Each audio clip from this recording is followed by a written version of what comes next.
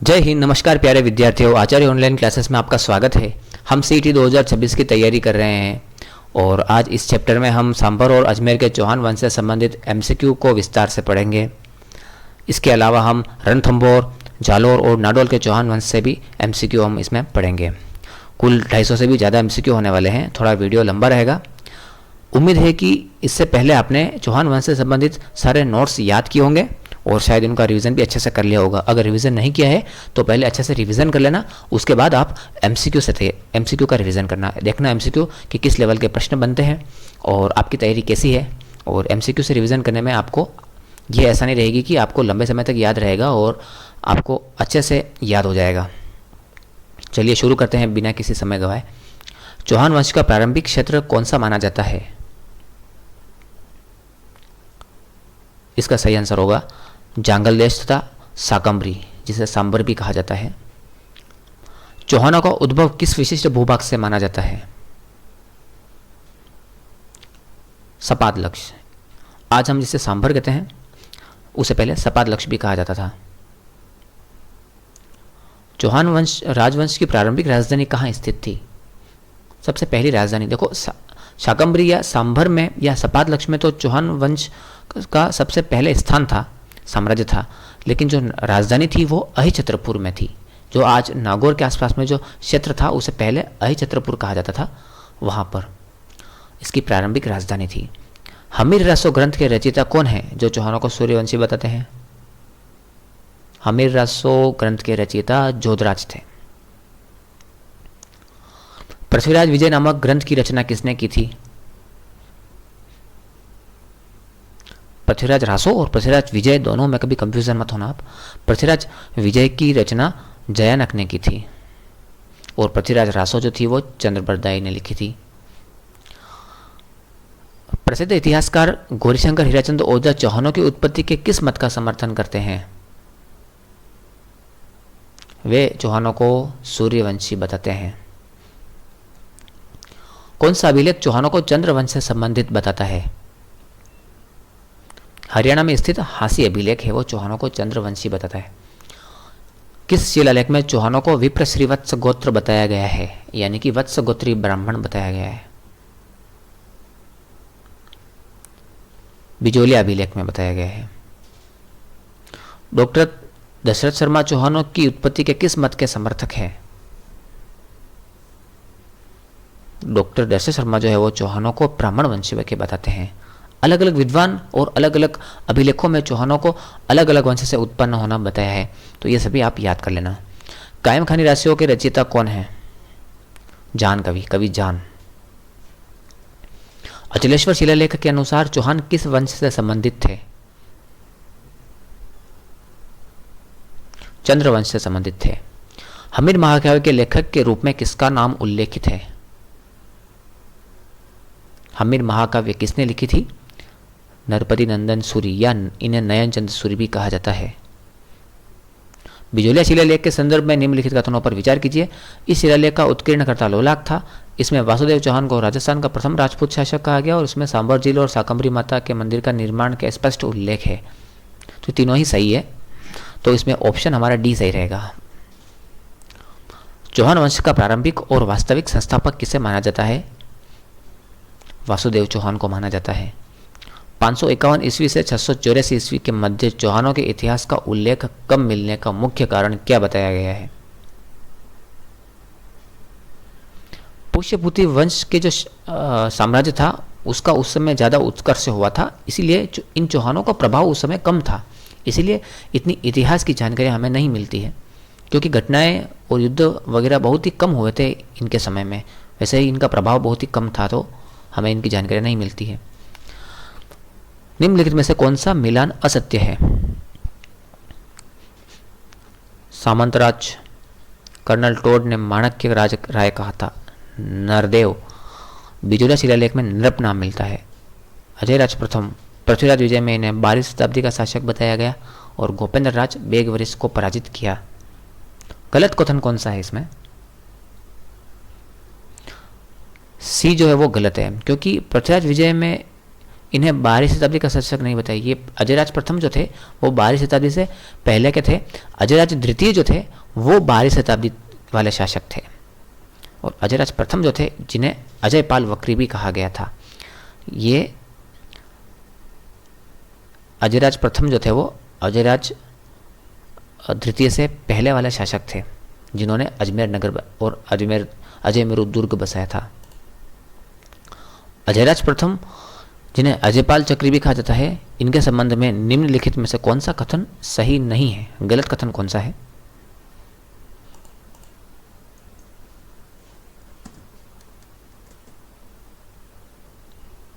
इसमें गलत कथन है हमारा, ये विग्रहराज प्रथम के पुत्र थे, ये गलत है। वासुदेव चौहान ने किस वर्ष चौहान राज्य की स्थापना की थी? वासुदेव चौहान ने 551 ईस्वी में चौहान राजवंश की स्थापना की थी। निम्नलिखित शासकों को उनके शासनकाल के अनुसार सही क्रम में व्यवस्थित करें। देखना है कि सबसे पहले किसने शासन किया था, उसके बाद किसने किया था और अंत में किसने किया था, इस प्रकार से। और फिर देखना है इन चारों कूट में से ABCD में से कौन सा सही है। सबसे पहले वासुदेव चौहान ने किया था, उसके बाद सामंतराज अजयराज चंद्रराज में से सामंतराज ने किया था, उसके बाद अजयराज प्रथम ने किया था। 1 2 3 4 ही ऑप्शन सही, यानी ऑप्शन हमारा ए सही रहेगा, 1 2 3 4। बिजोला शिलालेख के अनुसार सांबर झील का निर्माण किसने करवाया था? वासुदेव चौहान ने करवाया था। और शाकंभरी माता का मंदिर भी बनवाया था, अकॉर्डिंग टू बिजोला शिलालेख। चौहानों के इतिहास के संदर्भ में प्रतिहार और चौहान गठबंधन का मुख्य उद्देश्य क्या था? अरब आक्रमणकारियों के विस्तार को रोकना, सांस्कृतिक और सैन्य दृष्टि से। चौहानों की कुलदेवी किसे माना जाता है? कुलदेवी शाकंभरी माता को माना जाता है। अजमेर दुर्ग भारत में पर्वत पर बनने वाला सर्वप्रथम दुर्ग था। इस कथन का आधार कौन सा स्रोत है देता है? अखबार उल अखबार कहता है कि भारत में सबसे पहले पहाड़ों पर जो दुर्ग बना था वो अजयमेरु दुर्ग था। बाकी पहले के किसी भी इससे पहले के दुर्ग पहाड़ों पर नहीं बनाए गए थे। गोपेंद्र राज द्वारा बेगवृष को पराजित करने का उल्लेख किस ग्रंथ में मिलता है? गोपेंद्र राज द्वारा प्रबंध कोश में मिलता है।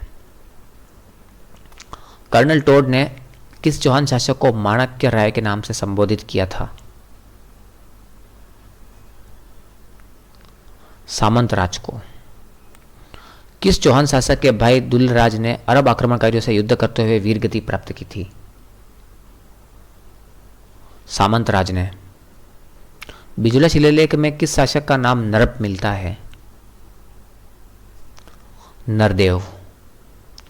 अजयमेरु नगर और दुर्ग की स्थापना का श्रेय किसे दिया जाता है? अजयराज प्रथम को ही दिया जाता है, अजयपाल चक्री जो था। अखबार और अखबार के अनुसार भारत में पर्वत पर बनने वाला सर्वप्रथम दुर्ग कौन सा था? अजयमेरु दुर्ग, जिसे आज हम तारागढ़ दुर्ग भी कहते हैं। प्रबंध कोश के अनुसार गोपेंद्र राज ने किस आक्रमणकारी को पराजित किया था? बेगवृष को पराजित किया था। चंद्रराज प्रथम और गोपेंद्र राज के समय किन दो शक्तियों के बीच गठबंधन देखा गया? प्रतिहार और चौहानों के बीच में गठबंधन देखा गया था। बिजोला शिलालेख के अनुसार राजस्थान का प्रथम राजपूत शासक किसे कहा गया है? वासुदेव चौहान को कहा गया है। बिजोला शिलालेख का उत्कीर्णकर्ता कौन था? लोलाक था। 551 ईस्वी से 684 ईस्वी के बीच चौहानों का उल्लेख कम क्यों मिलता है? क्योंकि पुष्यभूति वंश के उत्कर्ष होने के कारण इनका प्रभाव कम था। वासुदेव चौहान ने 551 ईस्वी में अपना राज्य कहां स्थापित किया था?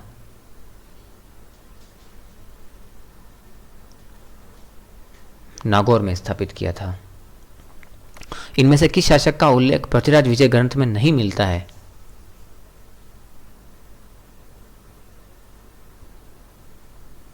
नरदेव, पूर्णतल। नरदेव का नाम पूर्णतल भी था। इन्हें नहीं मिलता, इनका पृथ्वीराज विजय ग्रंथ में उल्लेख नहीं मिलता है। अजमेर की मूल बसावट 12वीं शताब्दी के अजयराज से नहीं बल्कि अजयराज प्रथम, जिसे अजयपाल चक्री भी कहा जाता है, उनसे संबंधित है। यह तथ्य किन प्रमाणों से सिद्ध होता है? शिलालेखों और जैन लेखों में। याद रखना। किस चौहान शासक का स्मारक और पूजा स्थल आज भी अजमेर में स्थित है? अजयपाल चक्री का, अजयराज प्रथम का। चंद्रराज प्रथम और गोपेंद्र राज किसके पुत्र थे? विग्रहराज प्रथम के पुत्र थे ये। अजयराज प्रथम ने कई युद्धों में विजय प्राप्त करने के बाद कौन सी उपाधि धारण की थी? चक्रवर्ती की उपाधि धारण की थी। चौहान शासक दुर्लभराज प्रथम के संदर्भ में निम्नलिखित कथनों पर विचार कीजिए। देखना है इसमें कि कौन सा कथन सत्य है। दुर्लभराज, पहला और दूसरा सही है और तीसरा हमारा गलत है, तो इसमें ऑप्शन ए है सही रहेगा हमारा, केवल 1 और 2। किस इतिहासकार ने दावा किया है कि गुवक प्रथम वास्तव में एक स्वतंत्र सम्राट था, न कि केवल एक सामंत?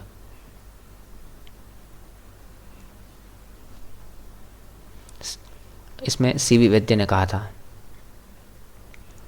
सूची 1 को सूची 2 से सुमेलित कीजिए और सही गुट का चयन कीजिए। शासक और उसके आगे दे रखी है विशेषता या उपाधि। दुर्लभराज प्रथम, देखो मिलान करना है। दुर्लभराज प्रथम को कौन सी उपाधि दी गई थी? इन चारों में से देखो और फिर देखना है कि कौन सा सही है। गौड़ रसा स्वाद की उपाधि दी गई थी। उसके बाद गुवक प्रथम को कौन सी उपाधि दी गई थी? प्रसिद्ध वीर की उपाधि दी गई थी। और चंद्रराज द्वितीय को शशि नृप और सिंहराज को महाराजाधिराज, यानी कि 4 3 2 1, पहले में चौथा फिर दूसरे में तीसरा, पहले में चौथा दोनों है, दूसरे पे चौथा तीसरा दूसरा पहला, ऑप्शन हमारा ए सही रहेगा। चौहान शासक सिंहराज के संबंध में निम्नलिखित में से कौन सा कथन असत्य है? उसने अरब सेनापति हेतिम को युद्ध में पराजित किया था, जिसका उल्लेख पृथ्वीराज विजय में है। पृथ्वीराज विजय के अनुसार किस चौहान शासक को गौड़ रसास्वाद की उपाधि दी गई? गौड़ रसास्वाद की उपाधि किसको दी गई थी? दुर्लभराज प्रथम को। रानी रुद्राणी के संदर्भ में जिन्होंने पुष्कर में 1000 शिवलिंगों की स्थापना की थी, कुछ सोर्स कहते हैं कि 1000 शिवलिंग की स्थापना की थी और कुछ सोर्स कहते हैं कि प्रतिदिन 1000 दीपक जला करके पुष्कर झील में प्रवाहित करती थी। तो जो भी है, उनके पति चंद्रराज द्वितीय की सैन्य उपलब्धि क्या थी, ये बताना है हमें। तो दिल्ली के तंवर राजा रुद्रदेव को मार डालना, ये उनकी एक मुख्य सैन्य उपलब्धि थी। वह चौहान शासक कौन था जिसने गंगा सागर तक विजय प्राप्त की और अपनी तलवार को गंगा सागर में स्नान करवाया? दुर्लभराज प्रथम। निम्नलिखित चौहान शासकों को उनके शासनकाल के अनुसार सही कालानुक्रमिक क्रम में व्यवस्थित करें। सबसे पहले थे दुर्लभराज, उसके बाद थे गुवक प्रथम, उसके बाद वाकपति राज और उसके बाद सिंहराज। तो 2 1 4 3, 2 1 4 3 हमारा ऑप्शन ए सही रहेगा। अगर मैंने जल्दी कर लिया है और तो आप इसको वीडियो को रोक करके आराम से समझ करके कर सकते हैं। वाकपति राज प्रथम के बारे में क्या सत्य नहीं है? उसने अपनी बहन कलावती का विवाह मिहिर भोज से किया था, यह गलत है। बाकी ये तीनों ऑप्शन सही हैं। प्रतिहार शासक नागभट्ट द्वितीय ने गुवक प्रथम को कौन सी उपाधि दी थी? प्रसिद्ध वीर की उपाधि दी थी। गुवक द्वितीय ने अपनी बहन कलावती का विवाह किस कन्नौज सम्राट के साथ किया था?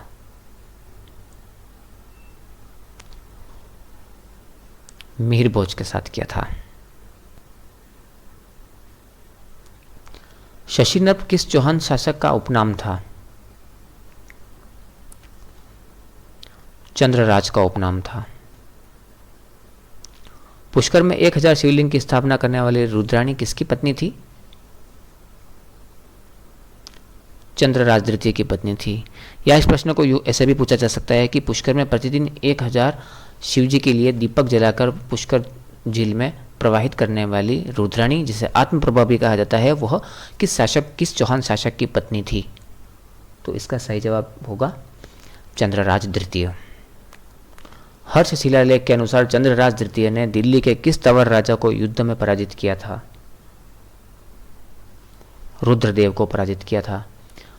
पृथ्वीराज विजय के अनुसार 188 युद्धों में विजय प्राप्त करने वाला शासक कौन था?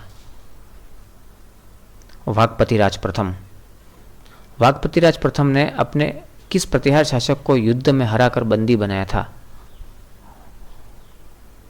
वागपतिराज प्रथम ने किस प्रतिहार शासक को युद्ध में हराकर बंदी बनाया था? तंत्रपाल को हराया था। चौहान वंश का वास्तविक प्रथम स्वतंत्र शासक किसे माना जाता है? सिंहराज को माना जाता है। सिंहराज का संघर्ष किस अरब सेनापति के साथ हुआ था, जिसका उल्लेख हमीर महाकाव्य में मिलता है? हेतिम के साथ हुआ था। नाडोल चौहान शाखा के संस्थापक लक्ष्मण किस चौहान शासक के भाई थे? जो शाकंभरी के जो चौहान थे वो उस एक चौहान शासक के भाई थे। नाडोल की जो चौहान शाखा थी वो शाकंभरी से ही निकली है, शाकंभरी के चौहानों से ही निकल करके और नाडोल में जाकर के वे बस गए थे। तो इनमें जो सिंहराज थे उनके भाई थे एक लक्ष्मण चौहान। लक्ष्मण चौहान ने नाडोल में चौहान वंश की स्थापना की थी। वे सिंहराज के भाई थे। सिंहराज ने कौन सी राजसी उपाधि धारण की थी? महाराजाधिराज की। मांडलगढ़ और बिजोलिया को अपने राज्य में मिलाने वाला चौहान शासक कौन था? वागपतिराज प्रथम।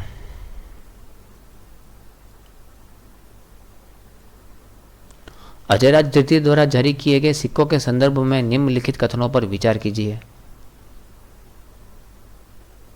उन्होंने अजमेर में एक बिल टकसाल की स्थापना की थी। इन सिक्कों पर एक और सम्राट का चित्र और दूसरी ओर महारानी सोमल देवी का नाम था। ये सिक्के व्यापारिक रूप से केवल सांभर तक ही सीमित थे।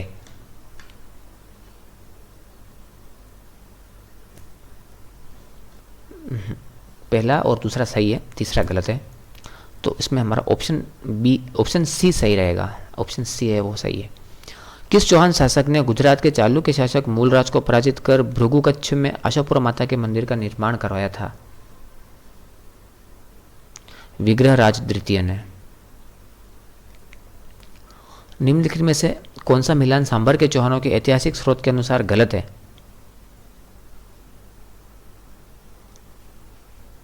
देखो, ऐतिहासिक स्रोत और इसके सामने उसकी घटना लिख रखी है। देखना है कि इसमें कौन सा गलत है।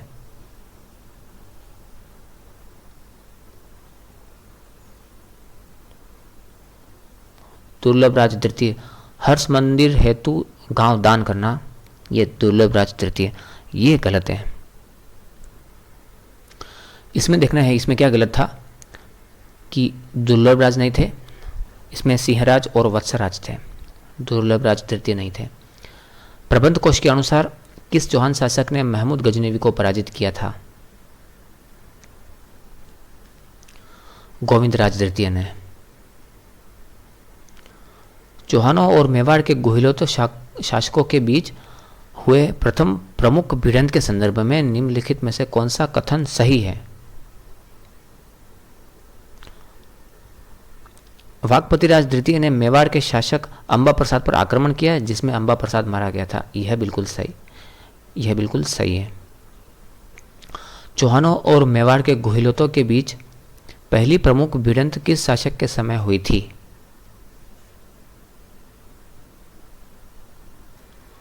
इसका उत्तर होगा वागपतिराज द्वितीय। अर्णोराज के शासनकाल के संबंध में निम्नलिखित घटनाओं और उनके घटित होने के क्रम में या उनकी विशिष्टता के आधार पर पहचानें।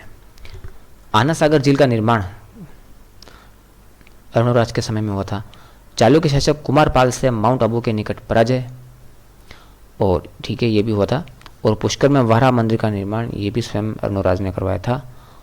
तो इसमें से कौन से कार्य अरुणोराज द्वारा संपन्न किए गए थे? सभी तीनों कार्य किए गए थे, तो इसमें हमारा डी सही रहेगा।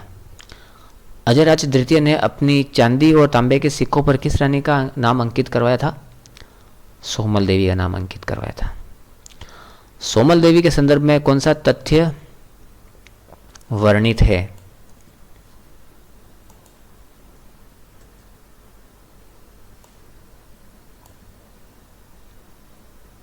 सही हो, इसमें सही कौन सा होगा? उन्होंने स्वयं के नाम से चांदी और तांबे के सिक्के चलवाए थे। दुर्लभराज तृतीय के संदर्भ में रत्न सिंह किस आधुनिक क्षेत्र को संदर्भित करता है? रतन सिंहन, जिसे उन्होंने जीतकर अपने राज्य में मिलाया था। एक क्षेत्र का नाम है रतन सिंहन। तो दुर्लभराज तृतीय के संदर्भ में ये पूछा गया है कि आज जो आधुनिक नाम है, पहले था उसका नाम रतन सिंहन। रोहतक क्षेत्र जो है, ये जो रोहतक क्षेत्र है हरियाणा में, वो पहले रतन सिंहन के नाम से जाना जाता था दुर्लभराज तृतीय के समय, जिसे उस क्षेत्र को इन्होंने जीत करके अपने राज्य में मिला दिया था। अजयराज तृतीय द्वारा जारी किए गए सिक्के कहाँ तक प्रचलित थे? मथुरा तक प्रचलित थे। अजमेर में प्रसिद्ध आना सागर झील का निर्माण 1137 ईस्वी में किसके द्वारा करवाया गया था? अरुणोराज के द्वारा करवाया गया था। पुष्कर में प्रसिद्ध वराह मंदिर का निर्माण किस शासक द्वारा करवाया गया था? अरुणोराज के द्वारा करवाया गया। देवबोध और धर्मघोष जो महान विद्वान थे, वो किस चौहान शासक के दरबार में उपस्थित थे? वे भी अरुणोराज के दरबार में उपस्थित थे। गुजरात के चालुक्य शासक कुमारपाल ने अरुणोराज को किस स्थान के निकट युद्ध में पराजित किया था? माउंट आबू के पास में युद्ध हुआ था, वहां पर अरुणोराज हार गए थे, जिससे अरुणोराज की हत्या उनके किस पुत्र ने की थी? जगदेव ने की थी। रतन सिंहन जो रोहतक क्षेत्र है, उसको जीतकर अपने राज्य में मिलाने वाला शासक कौन सा चौहान शासक था? दुर्लभराज तृतीय।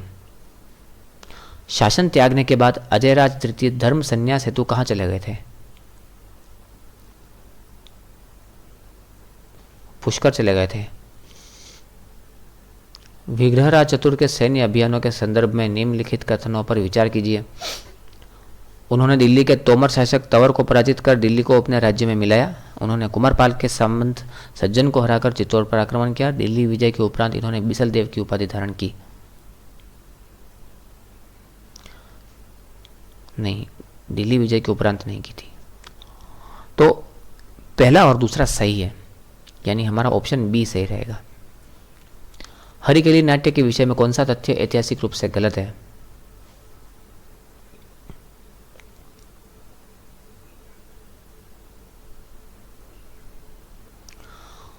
इस नाटक का उल्लेख सर्वप्रथम कर्नल जेम्स टोड ने अपने ग्रंथों में किया था, ये गलत है।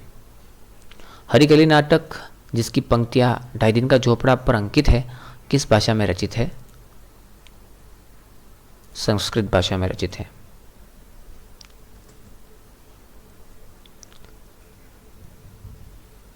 अजमेर की सरस्वती कंठाभरण पाठशाला के निर्माण के संदर्भ में कौन सा विवरण सही है?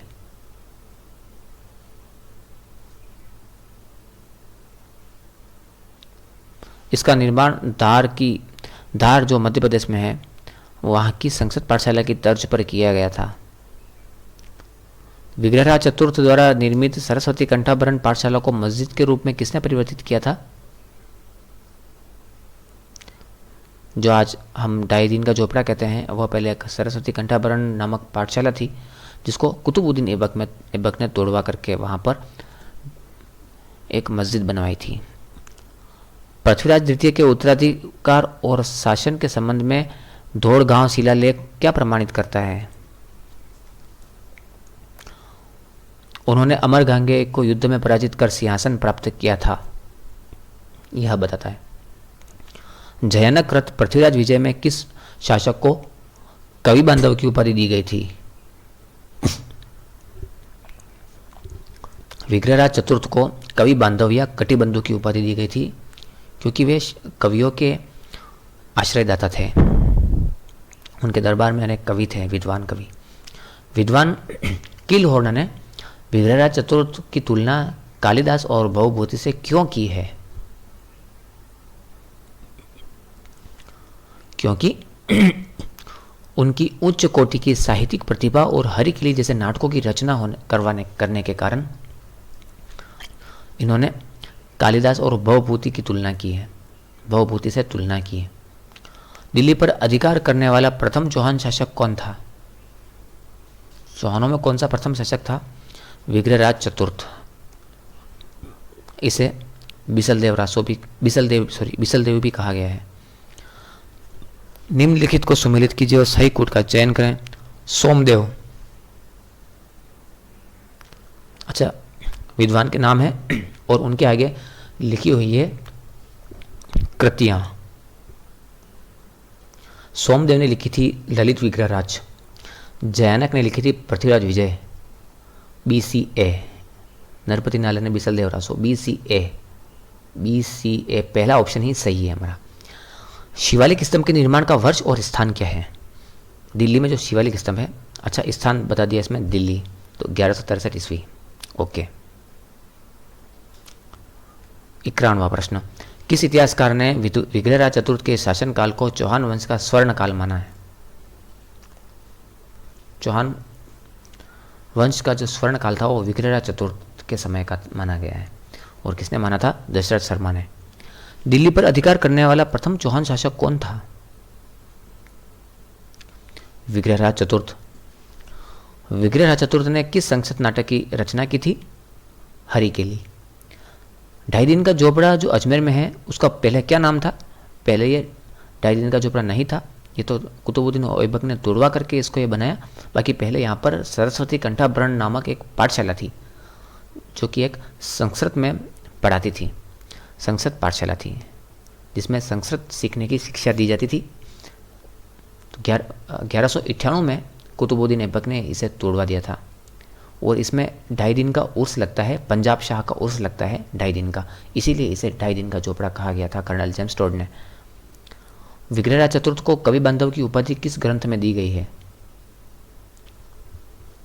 कवि बांधव की उपाधि पृथ्वीराज विजय में दी गई है।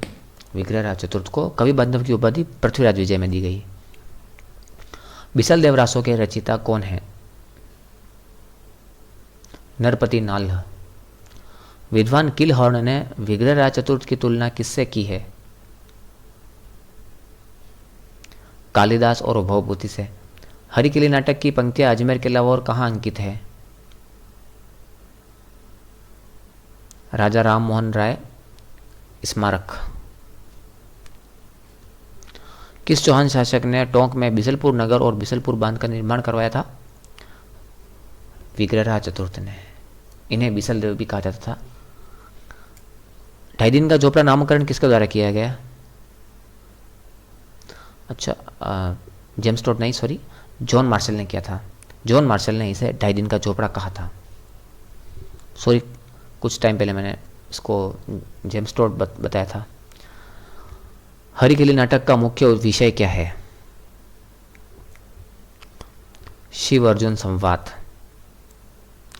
किस चौहान शासक को उनकी प्रजा राम का अवतार मानती थी? पृथ्वीराज सेकंड को राम का अवतार मानती थी। विग्रहराज चतुर्थ द्वारा निर्मित संस्कृत पाठशाला को 1198 ईस्वी में मस्जिद के रूप में किसने बदला था? कुतुबुद्दीन ऐबक ने बदला था। यह राजस्थान की पहली मस्जिद कहलाती है, ध्यान रखना।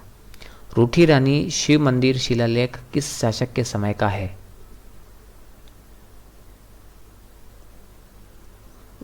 पृथ्वीराज द्वितीय के शासक के समय का है।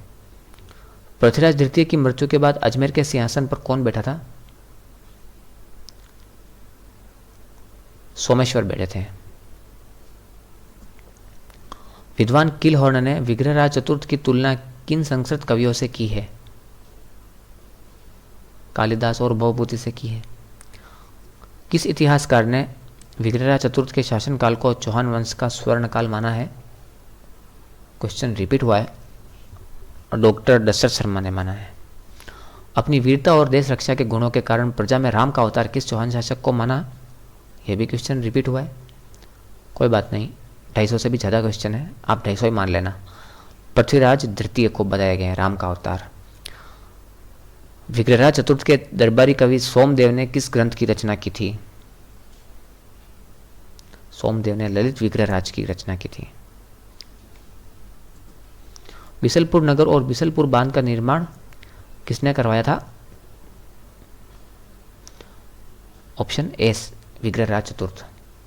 रूठी रानी के मंदिर में स्थित धोड़गांव शिलालेख किस शासक के समय का है? विग्रहराज चतुर्थ के समय का है।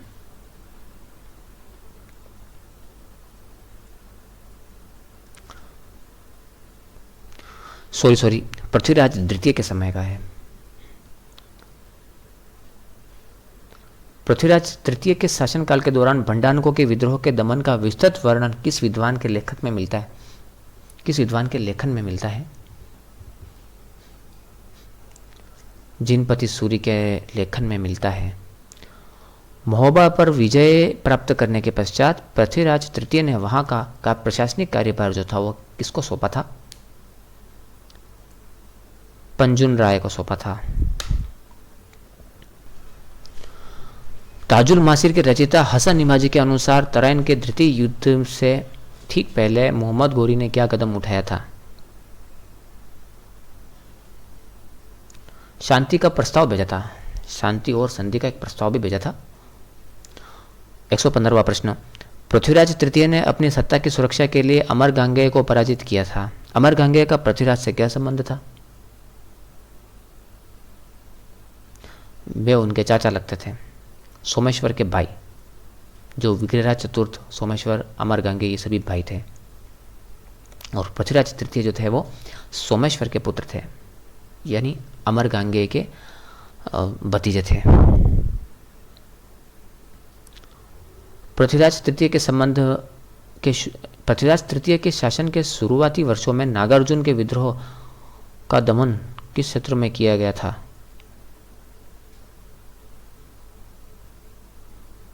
महोबा के क्षेत्र में। 1184 ईस्वी में गुजरात चालुक्य के संघर्ष के दौरान पृथ्वीराज तृतीय का मुकाबला भीमदेव द्वितीय के एक प्रधानमंत्री से हुआ था। उस प्रधानमंत्री का क्या नाम है?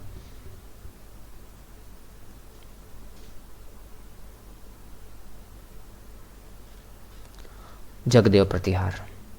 इस युद्ध के बाद से चालुक्य और चौहानों की जो लंबी शत्रुता थी वो समाप्त हो गई थी, संधि हो गई थी ना आपस में। ये नागौर का युद्ध था। चौहान शासक सोमेश्वर से संबंधित सही तथ्यों के समूह को पहचानिए। उन्होंने प्रताप लंकेश्वर की उपाधि धारण की थी। उन्होंने अजमेर में कल्प वृक्ष लगवाया था। वे पृथ्वीराज तृतीय के पिता थे। तीनों ही सही है। हमारा ऑप्शन इसमें डी सही रहेगा। पृथ्वीराज तृतीय की माता कर्पूरी देवी किस शासक की पुत्री थी? अनंगपाल तोमर की पुत्री थी, दिल्ली के अनंगपाल तोमर की। तराइन के प्रथम युद्ध के संदर्भ में कौन सा कथन ऐतिहासिक रूप से पृथ्वीराज चौहान तृतीय की भूल माना जाता है? क्या गलती कर दी थी उन्होंने? घायल मोहम्मद गोरी का पीछा न करना और उसे बंदी नहीं बनाना एक उनकी बड़ी भूल थी। तराइन के तृतीय युद्ध में पृथ्वीराज तृतीय की सहायता करने वाले मेवाड़ के शासक कौन थे? सामंत सिंह या समर सिंह, जो भी नाम है। चौहान शासक सोमेश्वर को किस उपाधि से विभूषित किया गया था? सोमेश्वर को प्रताप लंकेश्वर की उपाधि से विभूषित किया गया था। अजमेर में कल्प वृक्ष लगवाने वाला चौहान शासक कौन था?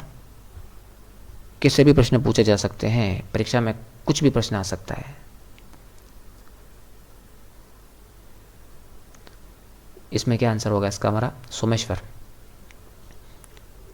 पृथ्वीराज तृतीय का जन्म किस वर्ष हुआ था? देखो, सभी शासकों के जन्म तो नहीं पूछेंगे, लेकिन जो इम्पोर्टेंट है, अधिकतर जिसके बारे में पूछा जाता है, अगर उसके बारे में थोड़ा और डीपली पूछेंगे तो फिर जन्म के बारे में पूछ लेंगे, या शासनकाल के बारे में पूछ सकते हैं, या फिर उनकी मृत्यु के बारे में पूछ सकते हैं, या फिर कुछ इम्पोर्टेंट जो घटनाएं होती है जैसे युद्ध वगैरह हो गया, तो इसके बारे में पूछ सकते हैं अगर ज़्यादा डीपली पूछा जाए तो। अभी हाल ही में जो यूपीएससी एग्ज़ाम हुआ था उसमें हिस्ट्री के ऐसे क्वेश्चन आए थे कि अच्छे अच्छे पढ़ने वालों के भी होश उड़ गए थे। अगर डीपली याद करके जाते तो क्या हो जाता। हमारे दिमाग के पास तो वैसे भी बहुत ही क्षमता है, हम याद तो कर सकते हैं, लेकिन फिर भी हम मेहनत नहीं करते हैं। क्यों नहीं करते हम मेहनत? समय भी होता है हमारे पास, क्यों करें हम मेहनत, क्यों करें, है ना? क्योंकि हम हमेशा क्या फल की चिंता करते हैं, ज़्यादा करते हैं, इसलिए हम कर्म पे ध्यान नहीं दे पाते हैं। 125वां प्रश्न, सॉरी 124वां प्रश्न में ये पूछा गया था कि पृथ्वीराज तृतीय का जन्म कब हुआ था? 1166 ईस्वी में हुआ था।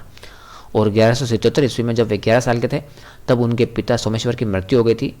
तब इन्होंने शासन संभाला था, यानी कि उनकी माता ने, कर्पूरी देवी ने शासन संभाला था।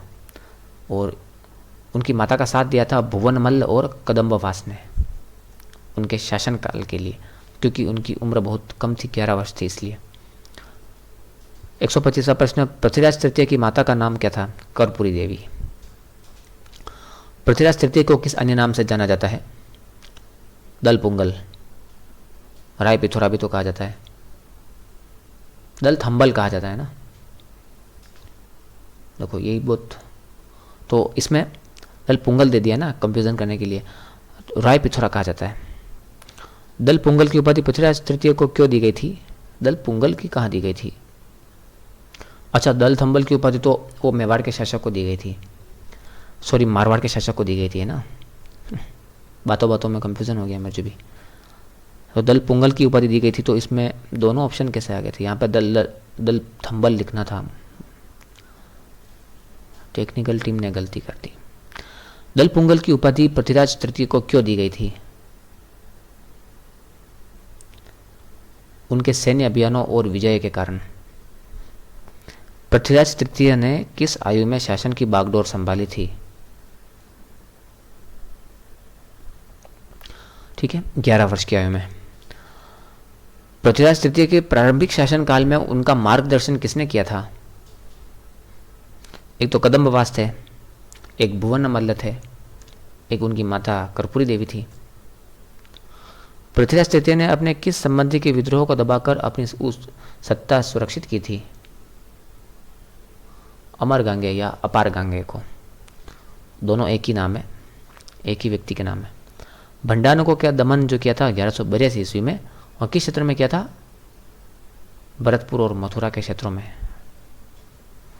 किस विद्वान के विवरण से भंडारण के विद्रोह के दमन की जानकारी मिलती है? जो पृथ्वीराज तृतीय ने भंडारण के विद्रोह का दमन किया था वो कौन सा विद्वान बताता है हमें? जिनपति सूरी।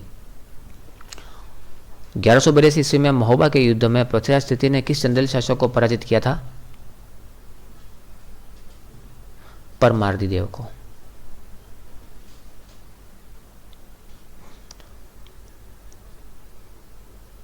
महोबा के प्रसिद्ध वीर योद्धा जो पृथ्वीराज तृतीय के विरुद्ध लड़ते हुए वीर गति को प्राप्त हुए थे, अलाउदल थे। महोबा विजय के पश्चात पृथ्वीराज तृतीय ने वहां का अधिकारी किसे नियुक्त किया था? पंजुन राय को नियुक्त किया था। 1184 ईस्वी में पृथ्वीराज तृतीय का गुजरात के किस चालुक्य शासक के प्रधानमंत्री से संघर्ष हुआ था? भीमदेव द्वितीय इनके प्रधानमंत्री थे। जगदेव प्रतिहार।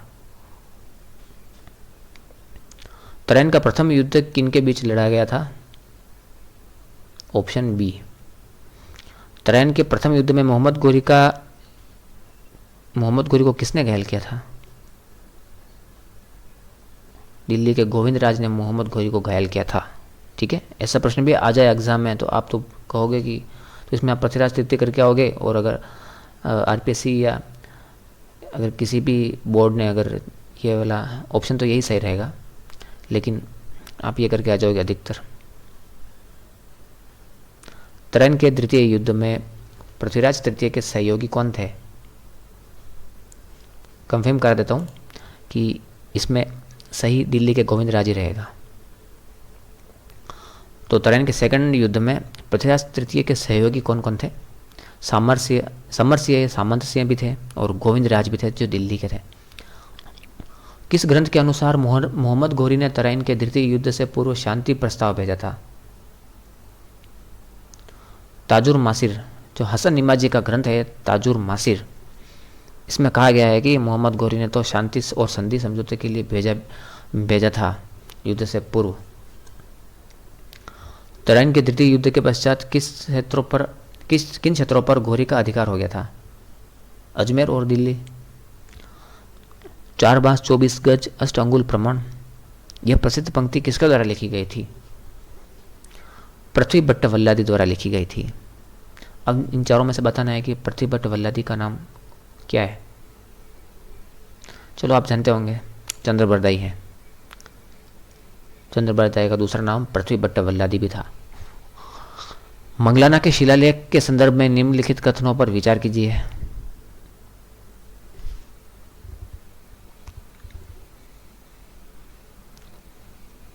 ठीक है, तीनों ही सही है। उपरोक्त में से कौन सा कथन सत्य है? तीनों सत्य हैं, पहला, दूसरा और तीसरा। रणथंभौर के चौहान वंश की शाखा का संस्थापक कौन था? गोविंदराज चौहान। नहीं, रणथंभौर के चौहान वंश की शाखा, हाँ, गोविंदराज चौहान था। रणथंभौर के किस शासक के बारे में इतिहासकार मिंजहाब उल सिराज ने लिखा है? वह भारत का सबसे शक्तिशाली राजा था और उसने दिल्ली के राजनीतिक संकट का लाभ उठाकर दुर्ग पुनः जीत लिया था। सही आंसर होगा वाघभट्ट। गोविंदराज चौहान ने किस वर्ष रणथंभौर में स्वतंत्र राज्य की स्थापना की थी? 1194 ईस्वी में की थी। जयद्रथ सिंह के सैन्य अभियानों और उपलब्धियों के संबंध में कौन सा युग्म सुमेलित नहीं है? 146वां प्रश्न में कौन सा है इसका? मलिक उल नवाब जयद्रथ सिंह की सेना पर विजय, ये गलत है हमारा। गोविंदराज चौहान किसका पुत्र था? किसका पुत्र था ये? पृथ्वीराज तृतीय का पुत्र था। वीर नारायण चौहान के संदर्भ में निम्नलिखित में से कौन सा घटनाक्रम सही क्रम में है? सबसे पहले, अच्छा, उनके संबंध में देखना है कि सबसे पहले उन्होंने क्या किया था, उसके बाद क्या किया था। आमेर राजकुमार से विवाह किया था सबसे पहले, फिर इल्तुतमिश का असफल आक्रमण भी हुआ था, फिर धोखे से इल्तुतमिश ने उन्हें बुलाया था और उनकी फिर विष देकर हत्या करवा दी थी।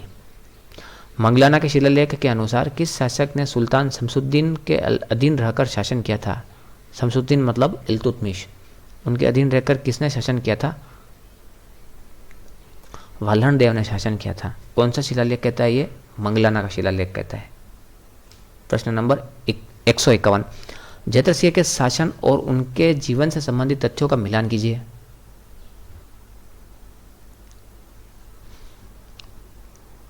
शिलालेख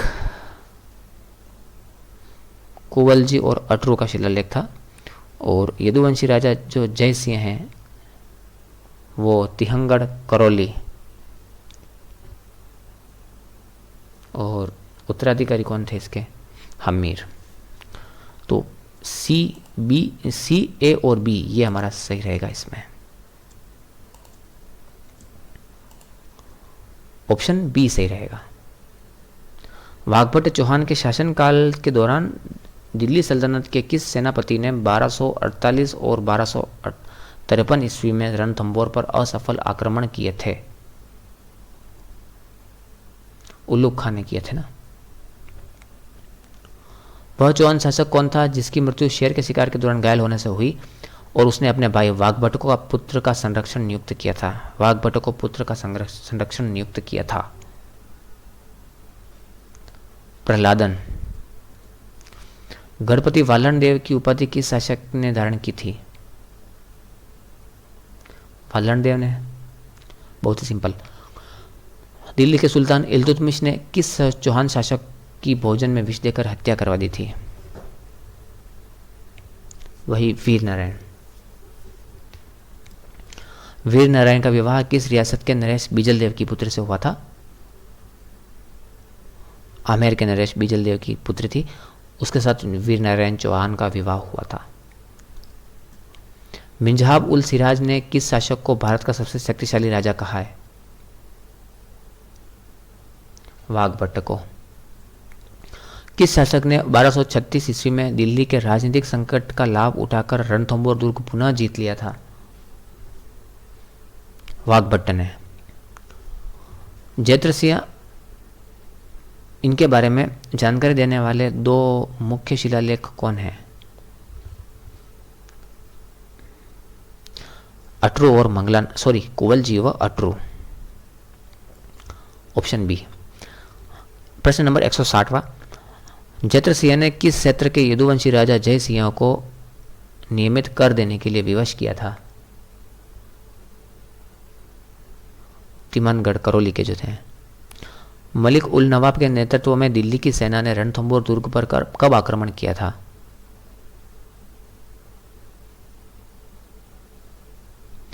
1259 ईस्वी में। जयद्र सिंह ने अपने 3 पुत्रों में से किसे अपना उत्तराधिकारी बनाया? हमीर को। वीर नारायण की मृत्यु के बाद वाघभट्ट का वीर नारायण से क्या संबंध था?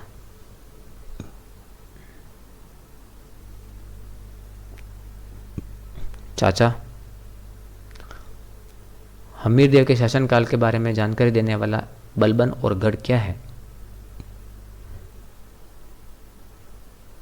शिलालेख है ना, बलबन का शिलालेख और गढ़ शिलालेख। हमीर देव ने ककराला के किस वंश के राजा से कर वसूल किया था?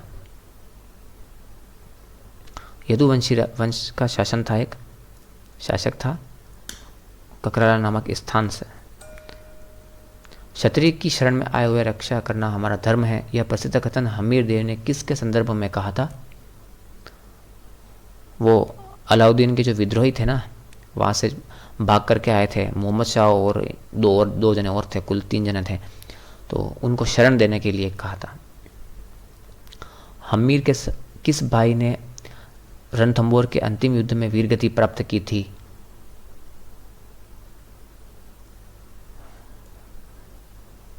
वीरम। हमीर का एक भाई था वीरम, उसने युद्ध में वीरगति प्राप्त की थी। हमीर देव के साथ वीरगति प्राप्त करने वाले अन्य योद्धाओं में कौन शामिल थे? टोंक और गंगाधर, क्षत्रसिंह और राजडू, मोहम्मद शाह। उपरोक्त सभी होगा। रणथंभौर के पतन के बाद अलाउद्दीन खिलजी ने रणमल और उसके साथियों के साथ क्या किया?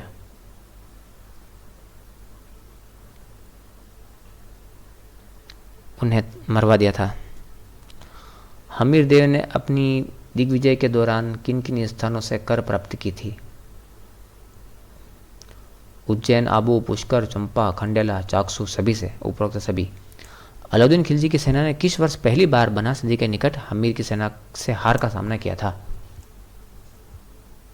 पहले भी आक्रमण किया था, 1301 से भी पहले आक्रमण किया था।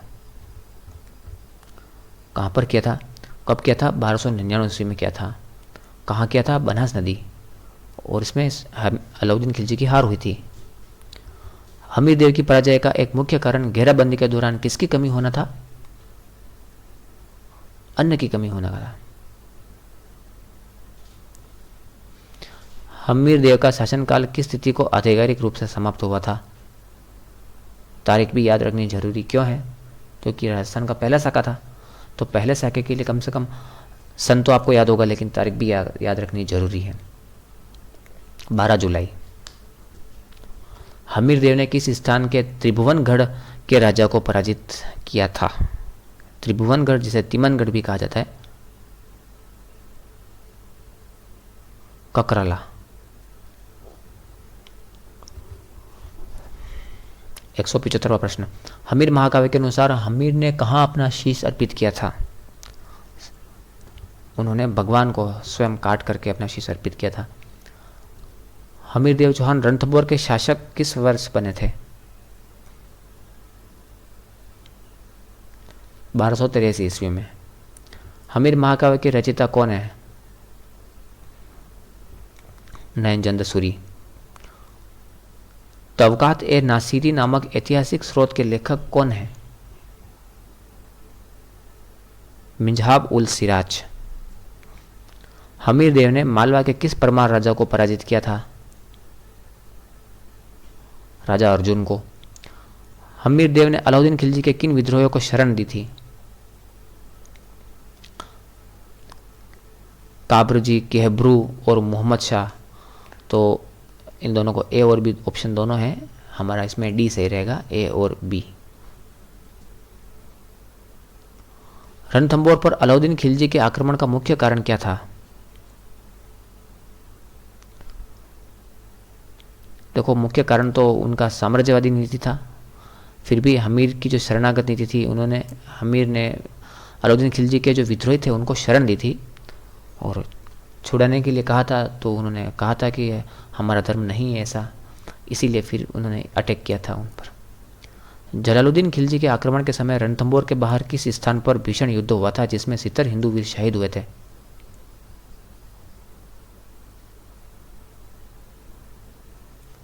जाई नामक स्थान पर, जाई, ऑप्शन बी।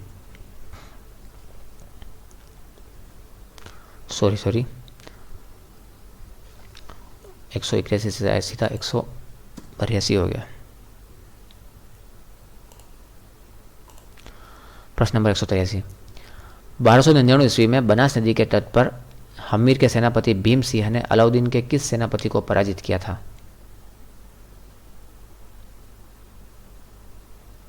उल्लू खां को पराजित किया था। हमीर के सेनापति भीम सिंह की मृत्यु का उत्तरदायी किसे माना जाता है? प्रधानमंत्री धर्म सिंह की गलत सलाह। अलाउद्दीन खिलजी ने छल से किन सेना नायकों को अपनी ओर मिला लिया था? रणमल और रतिपाल को, ऑप्शन सी। किले की घेराबंदी के दौरान अनाज के भंडार के बारे में झूठ बोलने वाले कोठारी को हमीर ने क्या दंड दिया था? मृत्यु दंड दिया था। क्या कहा था कि अनाज तो खत्म हो गए हैं, जबकि नहीं हुए थे। रणथंभौर का प्रसिद्ध जौहर किसके नेतृत्व में हुआ था? महारानी रंग देवी और देवल देवी के। हमीर देव चौहान ने अपना अंतिम युद्ध कब लड़ा था? वही जिस दिन राजस्थान का पहला साका हुआ था, वही जो हमीर देव का शासन का अंतिम दिन था। क्या होगा इसमें? अच्छा, अंतिम युद्ध तो 10 जुलाई को लड़ा था। हमीर देव की मृत्यु उसके बाद हुई थी, शायद 12 जुलाई को हुई थी। 10 जुलाई 1301 ईस्वी में। हमीर देव चौहान का शासनकाल कितने वर्षों तक रहा? 18 वर्ष तक रहा था। विजय के बाद अलाउद्दीन खिलजी ने किस गद्दार की खाल निकलवा दी थी? रतिपाल की।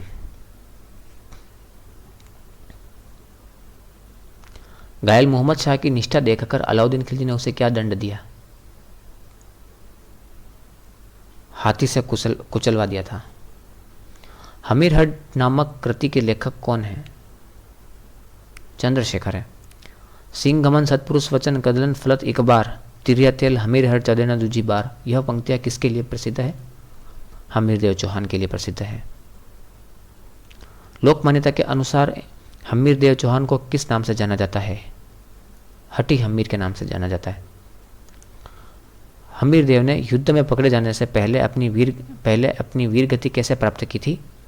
अपनी तलवार से स्वयं अपना शीश काट करके। प्रश्न नंबर 196, नाडोल की चौहान शाखा का मूल पुरुष कौन था?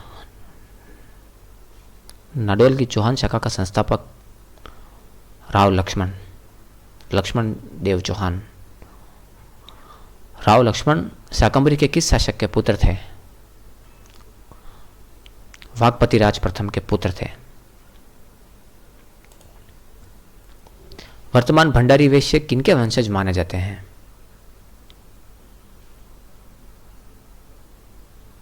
राव लखन और वैश्य सेठ की पुत्री की संतान मानी जाती है।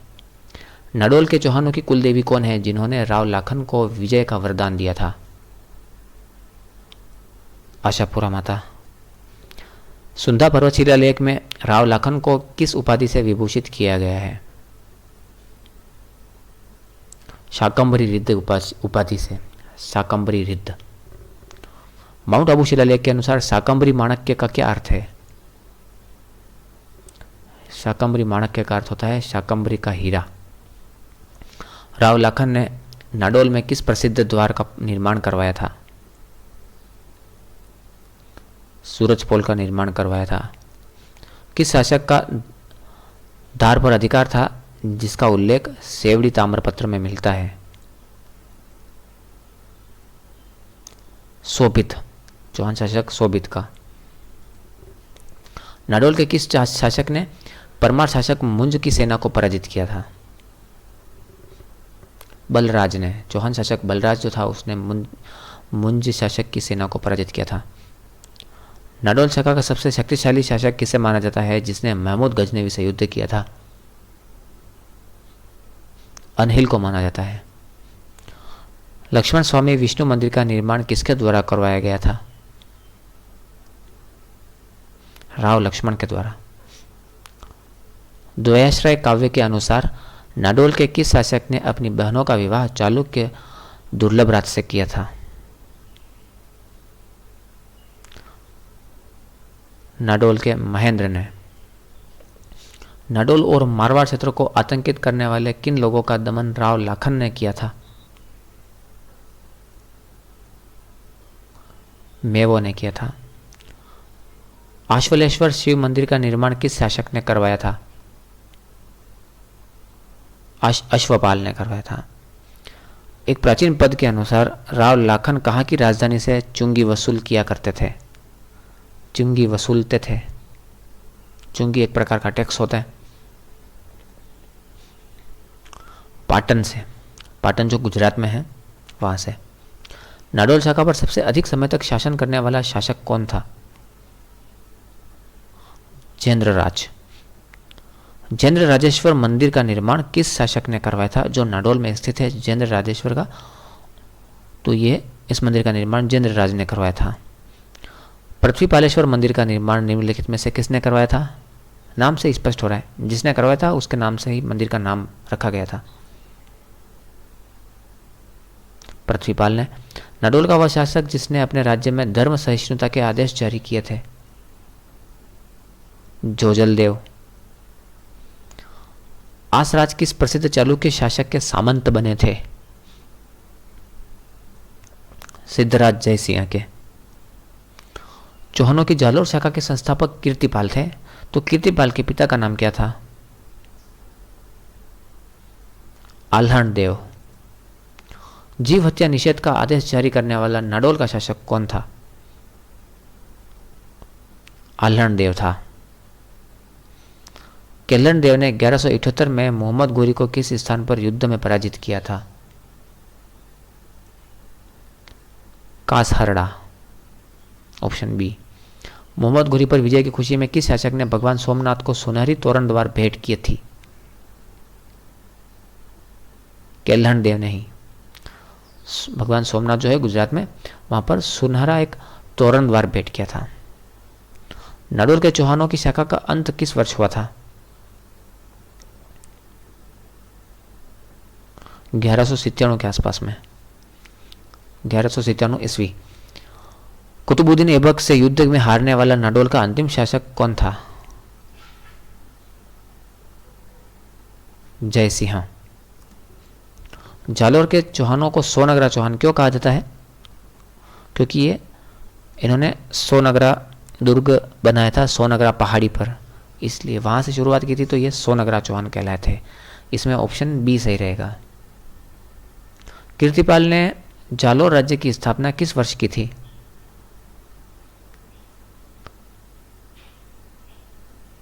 विक्रम संवत की बात करें तो 1238 में की थी। और सन क्या है इसमें से आप 57 घटा के देख लेना 1238 में से। कीर्तिपाल ने मेवाड़ के किस शासक को पराजित कर मेवाड़ पर अधिकार किया था? सामंत सिंह को। कीर्तिपाल किस धर्म के संरक्षक थे? जैन धर्म के। जालोर के चौहान शासकों में सबसे शक्तिशाली शासक किसे माना जाता है? कीर्तिपाल को। उदय सिंह ने दिल्ली के किन सुल्तानों को युद्ध में पराजित किया था? आराम शाह और इल्तुतमिश को। उदय सिंह के प्रधानमंत्री कौन थे जो एक प्रसिद्ध कवि भी थे? यशोवीर। महाराजाधिराज और महामंडलेश्वर की उपाधियां किस शासक ने धारण की थी?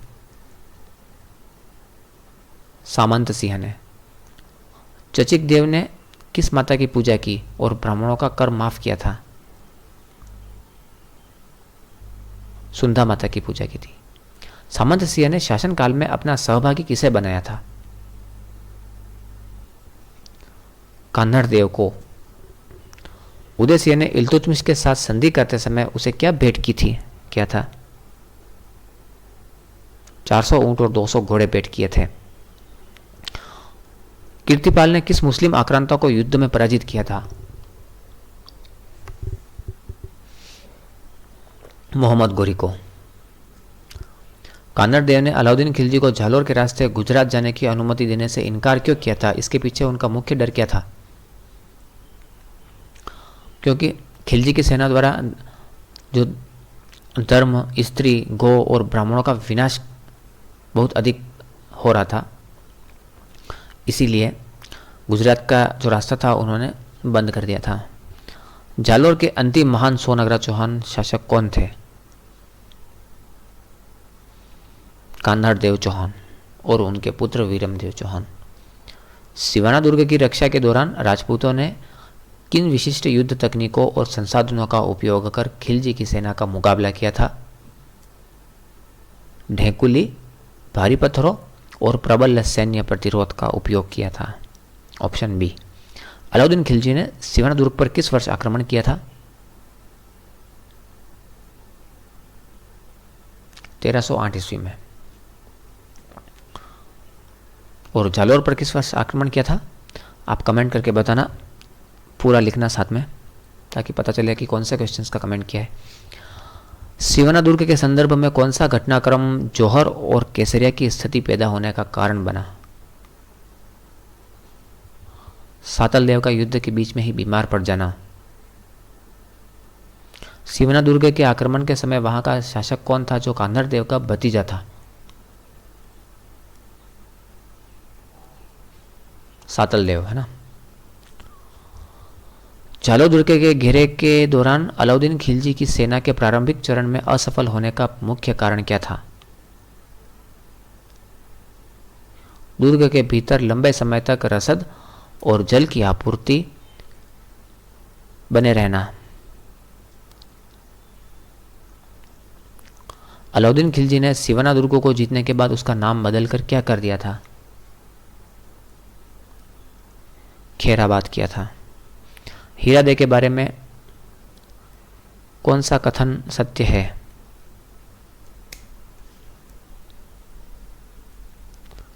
वह देशद्रोही दहिया राजपूत बीका की पत्नी थी, जिसके पति ने विश्वासघात की सूचना दी थी। सिवाना दुर्ग में जल संकट उत्पन्न होने और आक्रमण के दौरान कितनी राजपूत स्त्रियों ने जौहर किया था?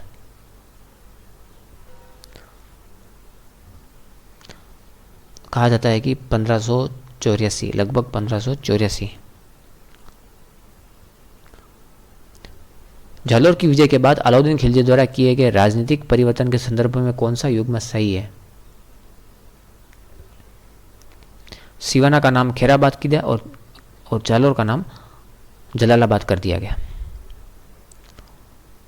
सिवाना दुर्ग की रक्षा के लिए राजपूतों ने इनमें से किस साधन का प्रमुखता से प्रयोग किया था? ढेकुली और पत्थरों का प्रयोग किया था। अलाउद्दीन खिलजी की जालोर पर विजय का मारवाड़ क्षेत्र पर क्या दूरगामी प्रभाव पड़ा?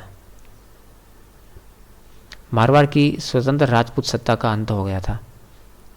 अलाउद्दीन खिलजी ने जालोर दुर्ग पर अपना अंतिम और निर्णायक आक्रमण कब किया था?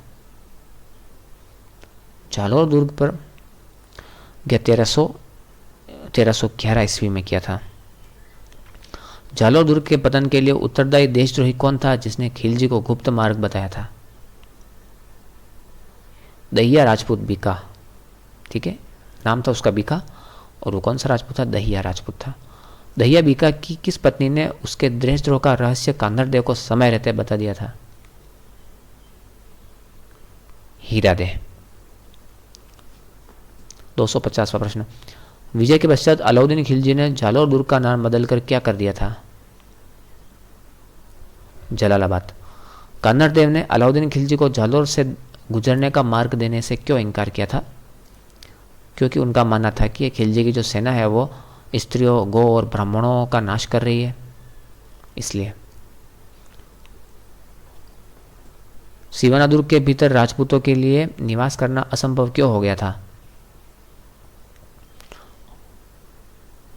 खिलजी की सेना ने जल स्रोत को अपवित्र कर दिया था, है ना, गाय को काट करके उसके अंदर फेंकवा दिया था। सिवानादुर्ग की विजय के बाद अलाउद्दीन खिलजी ने किस क्षेत्र पर आक्रमण की योजना बनाई? जालौर पर। जालौर दुर्ग के घेरे के प्रारंभिक चरण में अलाउद्दीन खिलजी की सेना क्यों असफल रही थी? दुर्ग में लंबे समय तक रसद और जल की आपूर्ति बनी रही थी शुरुआत में, इसलिए। जालौर की जीत के साथ अलाउद्दीन खिलजी ने किस क्षेत्र की स्वतंत्र राजपूत सत्ता को समाप्त कर दिया था? मारवाड़ की। जालौर के युद्ध में किस देशद्रोही के कारण राजपूतों की हार हुई थी? दैया राजपूत बीका की। सिवानादुर्ग में केसरिया धारण कर अंतिम युद्ध किसने लड़ा था? सातलदेव ने। सिवानादुर्ग में सातलदेव ने। हीरादेव ने अपने पति बीका के विश्वासघात की जानकारी किसको दी थी? कान्हड़देव को। ये हुए 258 क्वेश्चंस। अगर कोई रिपीट हुए होंगे तो आप 250 ही माने, लेकिन फिर भी आपका रिवीजन इनसे हो जाएगा अच्छे से और पता भी चल जाएगा कि आपको कितना आता है। और चांस यही है कि एग्ज़ाम में यहीं से आएंगे, क्योंकि मैंने लगभग सारे ही एमसीक्यू दे दिए, आपको प्रोवाइड करा दिए हैं। आपको तो केवल बस मेहनत करनी है, पढ़ना है बस। Okay, thank you very much.